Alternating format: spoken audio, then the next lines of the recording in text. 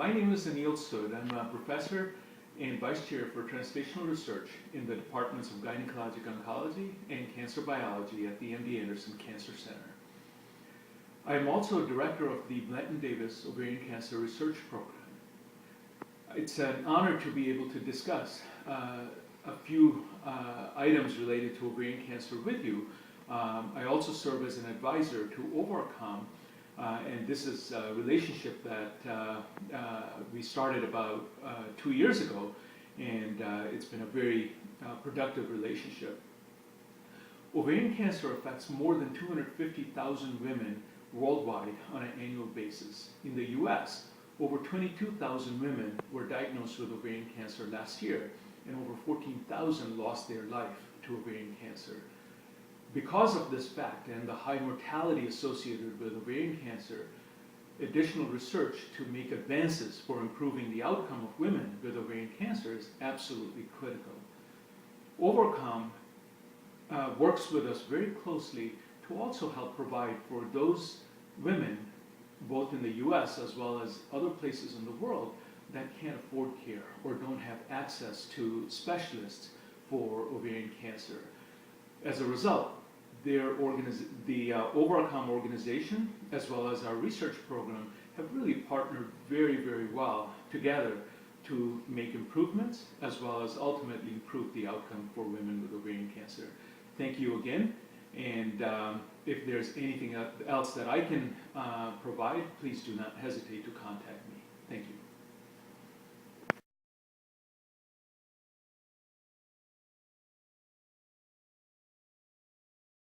Dr. Sood. Dr. Sood is professor and vice chair for the translational research in the departments of gynecological oncology and cancer biology, and is co-director of the Center for RNA Interference and Non-Coding RNA at the MD Anderson Cancer Center. He is also director of the multidisciplinary Blanton Davis Ovarian Cancer Research Program. Dr. Sood received his medical degree from the University of North Carolina, Chapel Hill, North Carolina.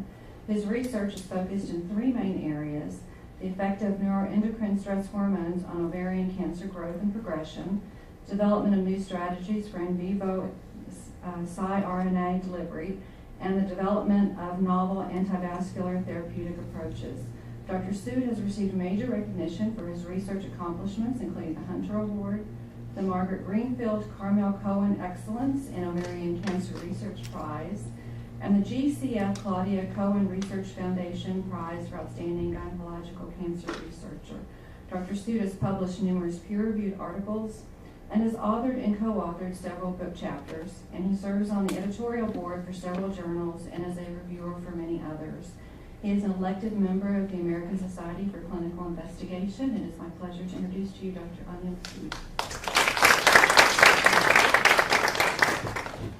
Well, thank you very much. And I think the introduction was really telling that how many of us cancer touches our lives in so many different ways. My father died of cancer when I was a fellow in gynecologic oncology, and that was one of the main motivations for me, which remains a motivation to this day, for doing research and how to improve treatment and outcome of patients with cancer.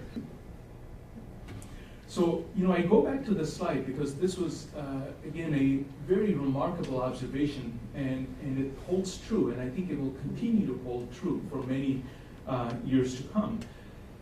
George Engel, was an internist in New York, and he said that, with all the molecular research that we do, that kind of work in itself is very important and it's critical, but biological factors alone don't explain everything about cancer. There are many other things that we need to be attuned to, and that includes the physical health as well as behavioral aspects of our patients in terms of how that can influence cancer. And again, that's part of the reason why we study the kind of things that I'll discuss with you today. And George Engel was actually very influential in even shaping the medical education for students in the long run. Now, when I give this kind of a talk, one of the questions that I always get is that, well, isn't everybody stressed and is everybody going to get cancer? No, not at all. And that's why I started to make a distinction very early in this kind of a talk. such that, acute stress, and I'll define what I mean by that, is actually very adaptive. We wouldn't be alive without it. It helps your brain function better, it helps your immune system. There's absolutely nothing wrong with it at all. So what's an example of acute stress? Well, an example is what I'm doing in front of you right now. If you take a person giving a talk in front of a lot of people, that's a stressful event. And the more you do it, the less stressful it becomes. But the point being, there's absolutely nothing wrong with these kind of pulsatile or acute stressors. They're very important for our daily life. But like with most things in life, if you drink a glass of wine a day, it's probably a good thing. But if you drink 20 glasses a day, it's going to catch up with you. Okay? So stress is the same way. If you have chronic stress, that's what we're talking about in the context of being bad for health. Okay? What do I mean by chronic stress? That's a catch-all term that we use, but that entails things like long-term relationship problems, depression, that's, again, major depression that lasts for a long, long time, chronic sleep disruption, loneliness, and a class of individuals that, as a medical system, we pay very little attention to, but it's caretakers of chronically ill people. Okay? Caretakers of chronically ill people are some of the most stressed individuals you'll find, and yet, as a medical system, we pay very little attention to that group. Okay? What's an example? I tell people that, for example, Christopher Reeve, I think many of you remember who he was. He acted as Superman. His wife would be an example of somebody who would be chronically stressed. Okay? Because she took care of him with a spinal cord injury for years and years. She was diagnosed with a lung cancer within 6 months, and she died within 4 months after that. I'm not saying that stress had something to do directly, but that's the class of individuals, again, that we need to also pay attention to. Now, what happens in the context of chronic stress, and how do we understand this? How do we connect the brain to what happens in the context of a patient and cancer and so on? Well, there are two things broadly that we think about in the context of chronic stress. One is that there's something called a sympathetic nervous system that results in production of stress hormones such as norepinephrine, epinephrine. These are the fight or flight hormones that under chronic stress conditions stay elevated continuously. The second is something called the hypothalamic pituitary adrenal axis that results in production of hormones such as cortisol that again stay elevated. And in a normal setting, we see fluctuations of cortisol such that you have peaks in the morning. So early hours of the morning, you have high peaks, and that was just something that came about for a variety of reasons. So if you look at people who have heart attacks, the peak hour for heart attacks is in the early morning hours. That's part of the reasons, because that's when the stress hormones are peaking, and they subside during the course of the day. In chronically stressed individuals, they don't subside, they tend to stay elevated. Now, chronic stress effects for many diseases have been known for a long time, to such a great extent that people who have a heart attack or myocardial infarction, a part of their routine management after a heart attack is stress management. We know that chronic stress can have an effect on heart and many of the systems that I outlined here.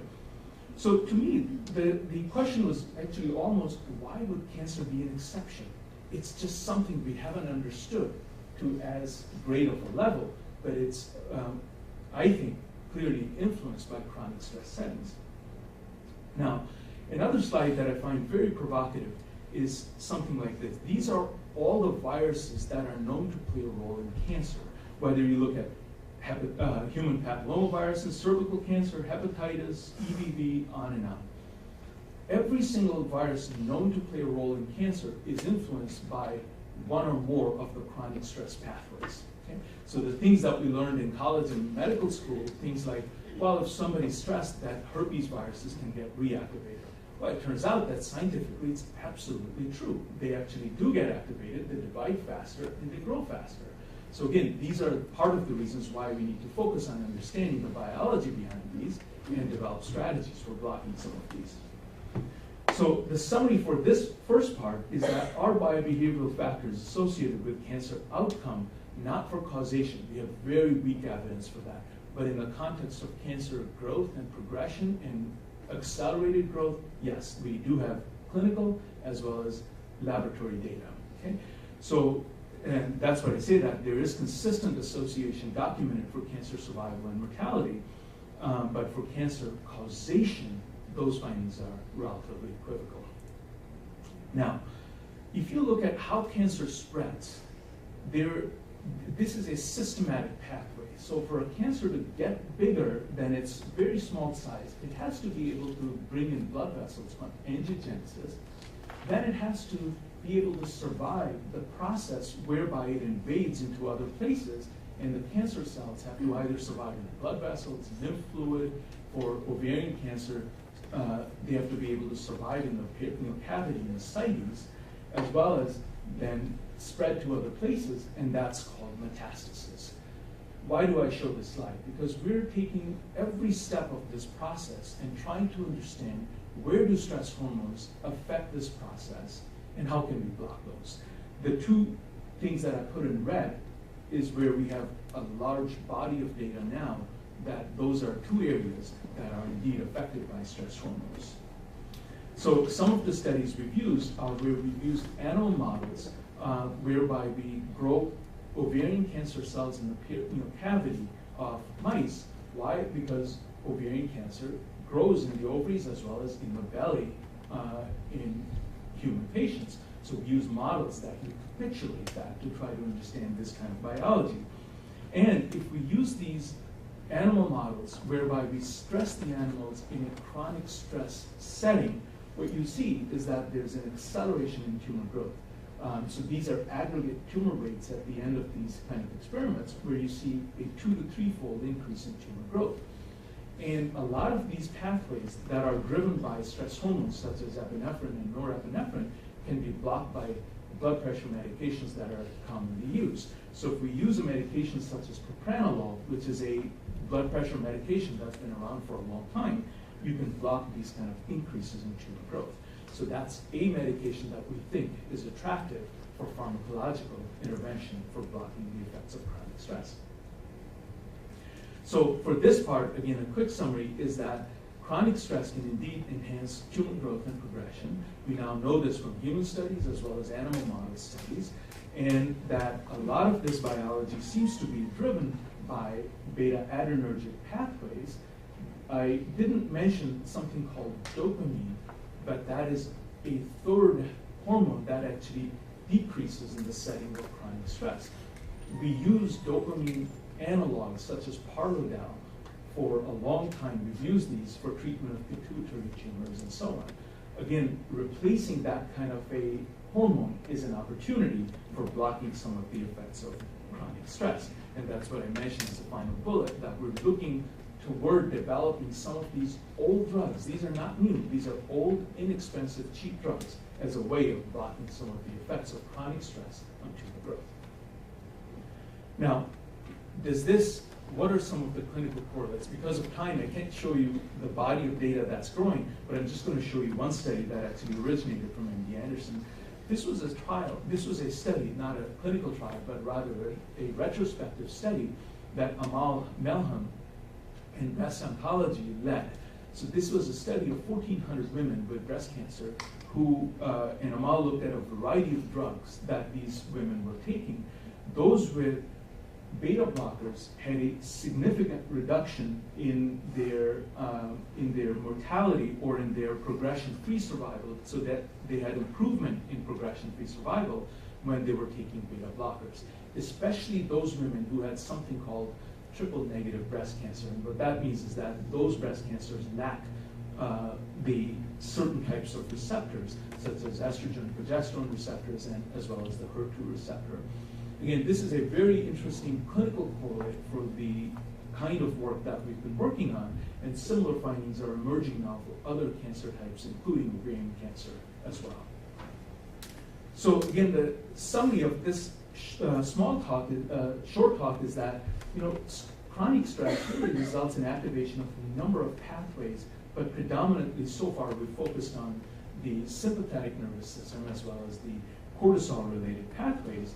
The net effect is that the activation of these pathways can affect both viruses that are known to play a role in cancer cells directly, They result in immune suppression and promote cancer growth by recruiting blood supply to cancers.